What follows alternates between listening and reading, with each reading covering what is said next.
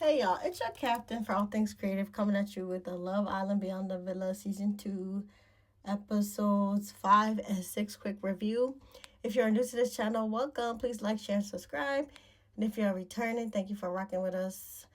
Let's get into the foolishness because that's what it was this episode. Just pure tomfoolery and lies. And I think the person who came out the best, I guess, or has the best chance of bouncing back from the season for me would be Pepe because it's clear that he lied the least.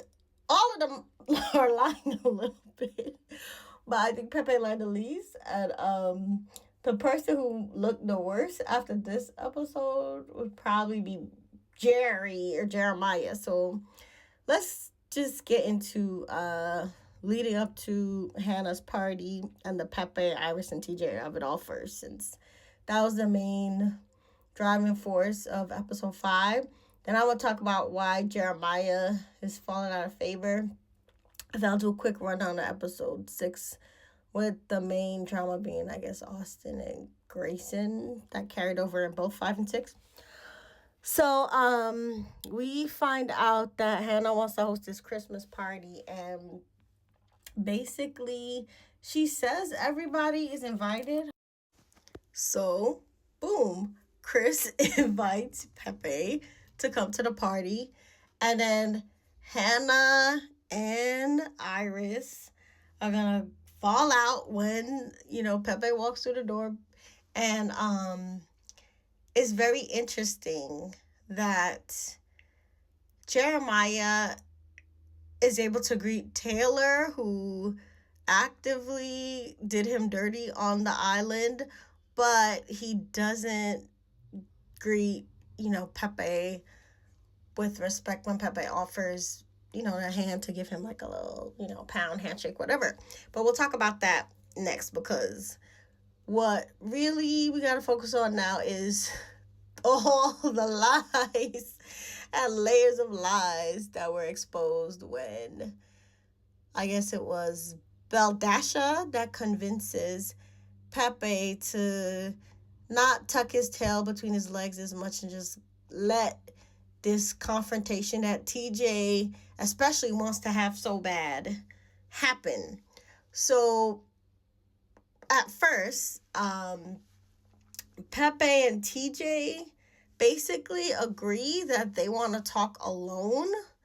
And then Iris inserts herself and is panicking at the thought of these two comparing notes without her. So that's the first sign to me that Iris has a lot to hide. Because why can't these two hash it out, man to man? It seems like she doesn't want them comparing notes because, like Charlie revealed last week, she was talking smack about at least TJ to Pepe, and we know that she's also been painting a bad picture of Pepe to TJ. So at the end of the day, she probably don't even remember what she's been, telling TJ about Pepe and what she had told Pepe about TJ. So it's clear that what she's terrified of is not Pepe himself, but she's terrified of Pepe and TJ comparing notes because that's how she was acting the whole episode. So after she inserts herself into the conversation that TJ and Pepe want to have, TJ wants to bring out receipts. Pepe has his phone out. He's ready. He's like, looking at this one cropped message that TJ brings out. He's like, I didn't send that message. So then TJ asks Iris to take out her phone so that they can see the full thread. And he can't say, that things are taken out of context.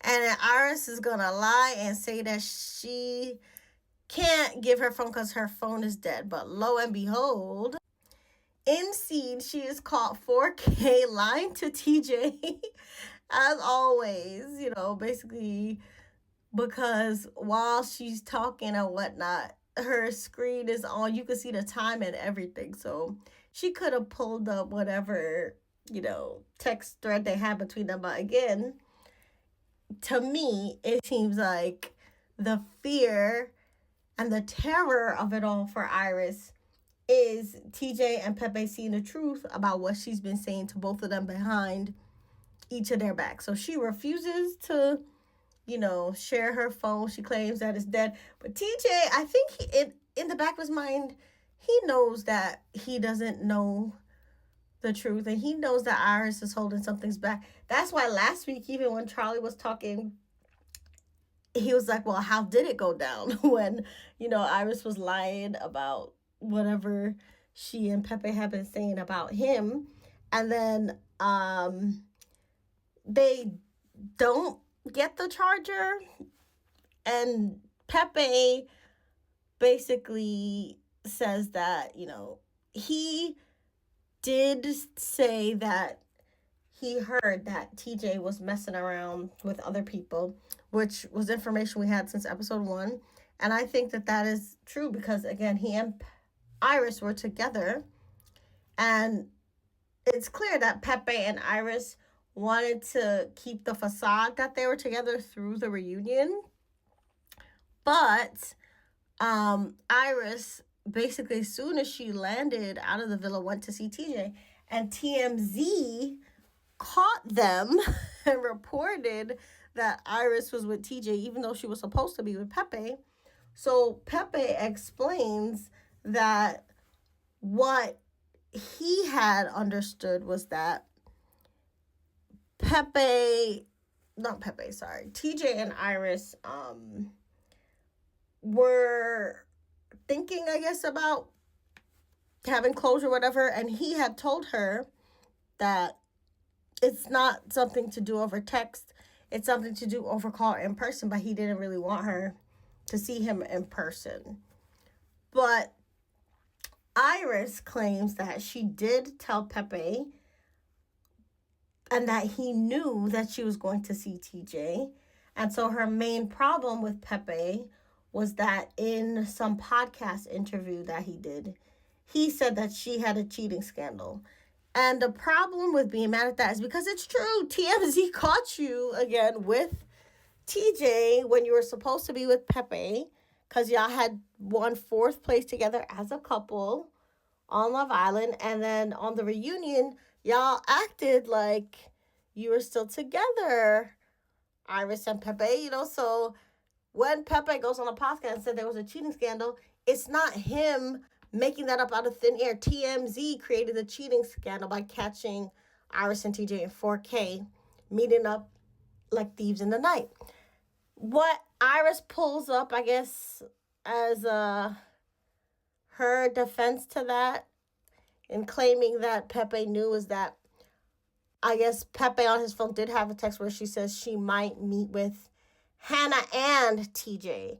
And again, that's Iris being disingenuous there because by putting Hannah and TJ in the text, it could imply that would be a group meetup, but she met with TJ alone, and that is a big difference if you're meeting up with, a girlfriend and your ex versus your ex alone.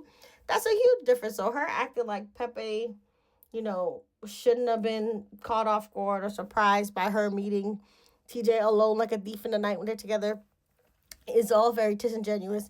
And at the end of the conversation, Pepe just basically ends up apologizing. It's like, listen, y'all are together. I wish y'all nothing but the best. Clearly, y'all wanted to be together all along because you done snuck off with him, when we're together.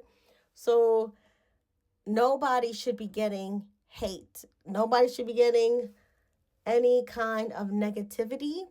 So I want to squash this, and I apologize for my role in, making a mess of anything.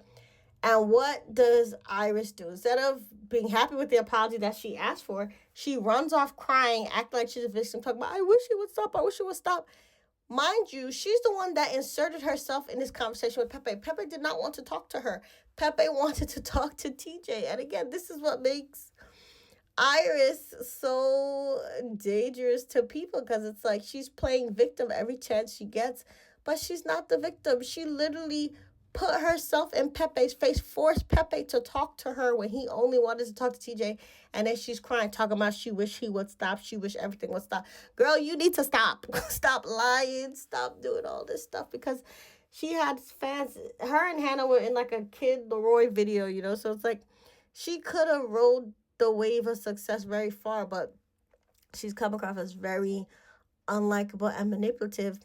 And at the end of the day, I wouldn't mind if she was just lying to TJ, because they're in love and TJ is just gonna accept her lies. And it's clear, even when Charlie was telling him how she lied, in her face, to save face, he was like, oh yeah, we talked about it, when clearly they had talked about it. They both were gagged. So them two could lie to each other all they want, whatever. They're happy. They like it. I love it. But the fact that they're painting Pepe as this dangerous, like maniacal, pathological person that she was terrified of because he told the truth about TMZ catching her in a cheating scandal, literally, because she was posing as Pepe's girlfriend while sneaking off like a thief in the night with TJ. That's not right. And basically, she and Hannah are doing to Pepe what they were accusing Charlie of doing to Hannah, by throwing negativity in his way intentionally, when all of them have to face all manner of parasocial relationship nonsense. So I did not like how Iris handled this, but Jeremiah handled it the worst. I'm not cool with Pip at this point because she's a nothing but her Iris, her TJ. So started, I noticed that he was lying to me, okay? And what I value as a person is the truth. Pepe, sorry. Me, I can't believe I have to do this on the internet, but I just want to clear my name for my supporters. Me and Pepe have not been friends for months before the show. Months. And there's no beef. I don't hate him. We're just not friends, because I noticed he started lying to me. Now, at first, I didn't like it during the season when the blonde bandits and everybody kept calling Jeremiah Jerry. But actually, that name is accurate, because the Jeremiah that I thought we came to know and cape for a little bit when he was done dirty by, the guys in the summer Love Island season 7 drama with she who shall not be named. That Jeremiah seems to have forgotten what all it feels like, to be piled on and maligned and slandered. So now we have Jerry with the amnesia. Jerry with the unnecessary just disrespect toward Pepe, because it took nothing to just shake Pepe's hand. Everybody's talking about him. He feels ostracized. He's reaching out to you kind of like for a lifeline, like somebody acknowledge me, say hi, and you denied that little bit of respect and dignity, even though you claimed you have no beef with him. That surprised me. And at the end of the day, when you look at the episode, Jeremiah himself said that he was acting like that behind Hannah and Iris and TJ. But then he switched it up and lied. And, well, maybe not lied, but he came up with a new story that actually the reason why he's treating Pepe bad is because him and Pepe ain't friends, because Pepe lied about a lot of things to him. He said Pepe claimed he had a gym, and Pepe claimed he had an after-school program. All things that have nothing to do with Jeremiah. This is what bugged me, because I was like, literally, Taylor personally was saying that you were love bombing people and schemed to kick you out of the villa early when you had a good connection with Andreina and snaked you, and you have no problem with Taylor. But Pepe, who did nothing to you and actually just wanted a little high five, you disrespected him and denied him that little lifeline of having someone acknowledge him and be nice to him at the party, just because you think he doesn't have 4 cars or a gym or whatever. It's like, it's very weird to me. And I know that usually people who, get caught in lies and things like that, you don't want to, keep around. But again, y'all are a cast, y'all are filming together, so you have to be cordial to each other. And you're not doing your job, literally, by acting like you don't want to film or interact with Pepe because you got to. So why not be cordial? And again, you said it was behind Hannah, Iris, and TJ. And now on live, all these months later, you're saying no, it's because y'all were never friends. Even though you don't have beef, and it's because he lied. I'm not buying it, Jerry. And it's a little sad that, you couldn't see somebody's pain in the moment, knowing the pain that you went through and seeing how you're easily forgiving Taylor.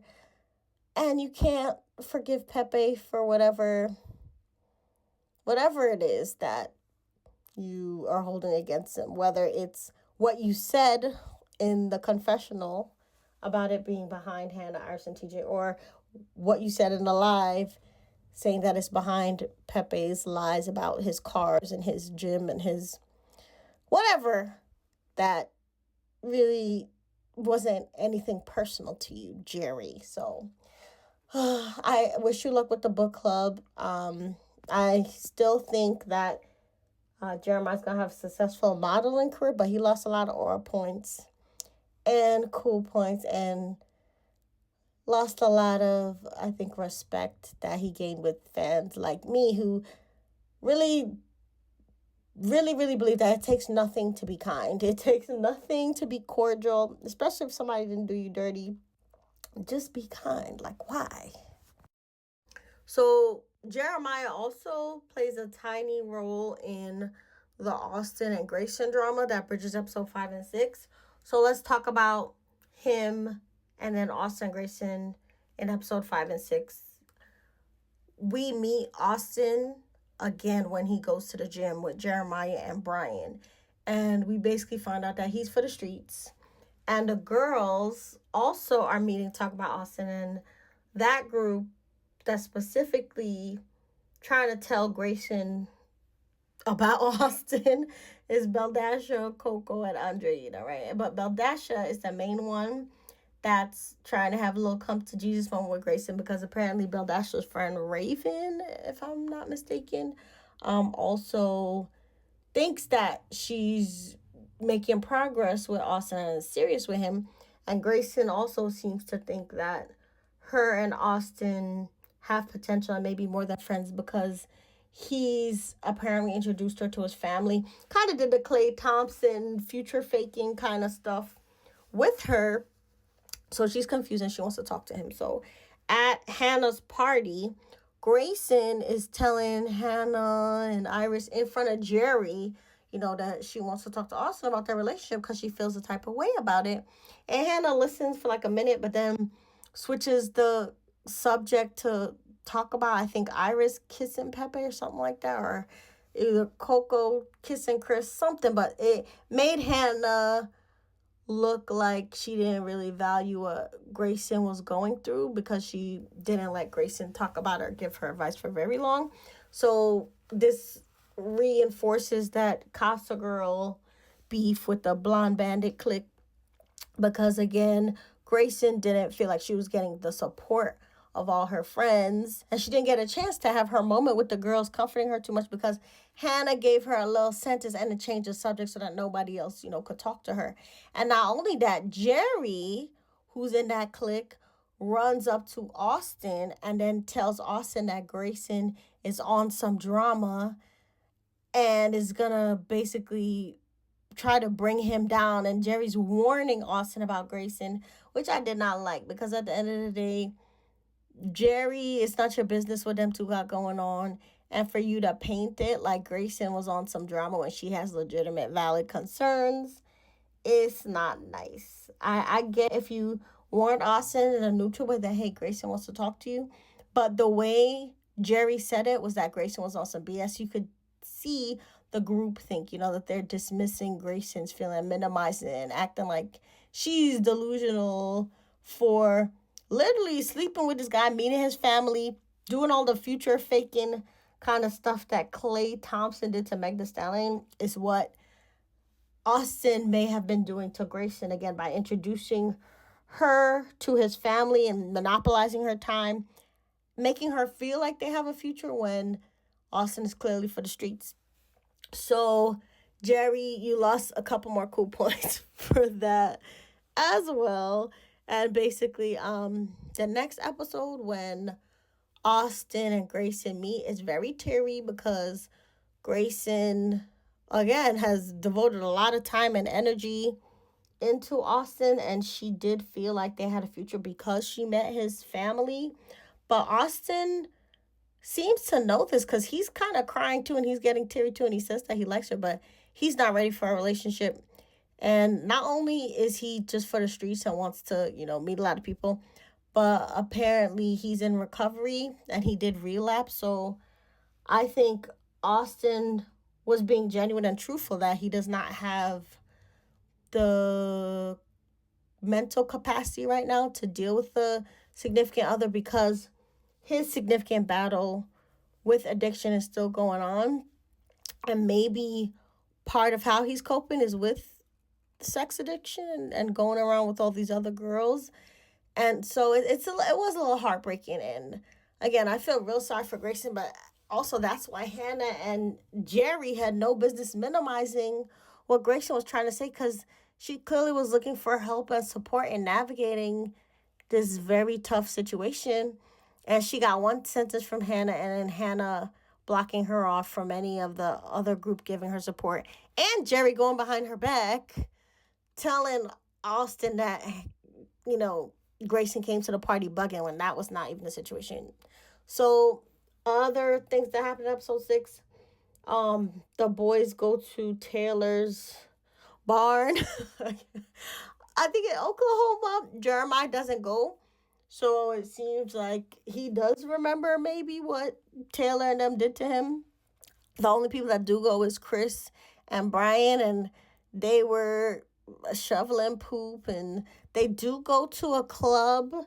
And I guess this is going to be the drama for next episode because there was some kind of post where Chris was in a section of this lounge. I don't think it was a club. It was actually a lounge, which is a point of contention because I guess the boys feel like they did nothing wrong because they didn't technically go to a club, but it was just a lounge and they were just having drinks and doing karaoke. But in one of the videos from the night, Chris ended up holding a girl's hand. I don't know if the girl took his hand, and to be nice, he let her take his hand for a second, or if he was doing more flirting with this girl, but it got released on social media. And Iris, who was visiting TJ in this episode, clocks, I guess, this moment that Chris had with this female stranger and says, I wouldn't want my boyfriend talking to another girl. This time, you, as Pepe's girlfriend, went and visited your ex while you was with him. But we're not talking about hypocrisy again. But, TJ and Iris, I guess, call the boys and basically say that, yeah, it doesn't look good on social media. And then cut to Coco. It does seem like Coco is upset about what was going on because her and Chris do have like a little flirtation going on, but it doesn't seem to be going well because even Chris is saying that, even though he likes Coco and she's very beautiful and he's attracted to her, she has like a very bossy side.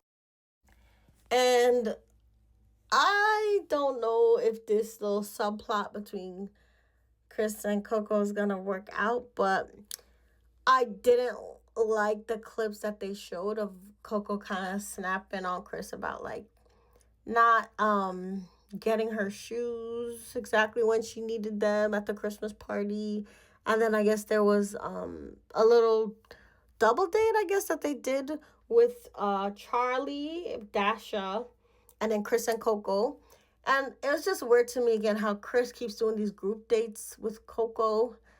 Like, he has yet to follow up on the first one-on-one date that he did with her. Every other day has been group dates. Like, he when they wore those helmets and were driving. And then even this basketball day, he could have just took her, but he went with Charlie and Dasha. So sorry, somebody called me after breakfast. But yeah, so I guess because it was a group setting, Chris wasn't being as romantic, and there was a time where Coco was walking behind him and he was talking to someone else and she got upset. But again, it was a group date, so he wasn't going to do a lot of the chivalrous thing and devote all his time and energy to Coco, since like two other people were there with them that they were all talking to. So I don't know. Sometimes I feel like Coco's expectations are unrealistic. Like even when she was talking about Clark with the friend love bombing, it's like I don't know if she expected Clark after 2 days to ride for her and to vote for her only, but Clark was trying to get in good with the main cast clique to get out of Casa. So of course she voted, in a way that Clark needed to survive, so she wasn't trying to ride with a sinking ship that ended up being Coco, because Coco went home after Casa and Clark stayed. So it seemed like Clark made the right decision, but Coco still felt that Clark should have been loyal. I don't know why, because the point is to, find love and win the show. So the stuff with Chris too, like you're in a group date, you're not going to get one-on-one attention. So I don't know. I feel like that relationship has problems mainly because of like their personalities, but say how you felt.